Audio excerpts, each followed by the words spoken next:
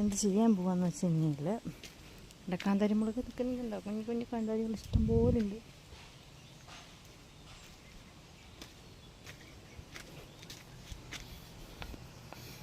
തക്കാളി വെച്ചിട്ടൊരു കുഞ്ഞൊരു കറി ഉണ്ടാക്കാം നമുക്ക്.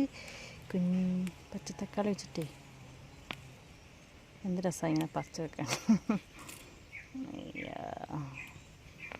കുഞ്ഞു തക്കാളി, അത് വലിയ തക്കാളി ഇതിനകത്തുണ്ട്. അതല്ല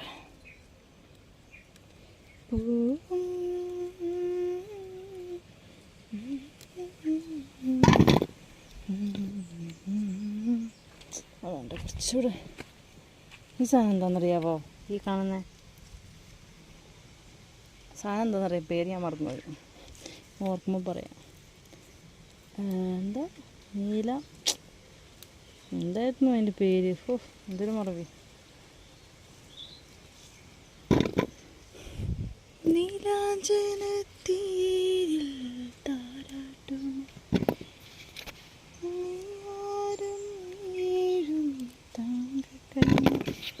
സൂര്യനോ പുലരിയോ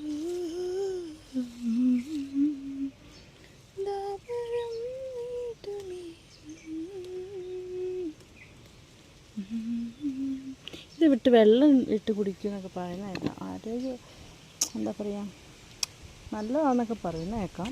പക്ഷെ നമ്മളത് ട്രൈ ചെയ്തിട്ടല്ല. ഒരു കുഞ്ഞൊരു പഴുത്ത തക്കാളി കിട്ടി, പഴുത്തത്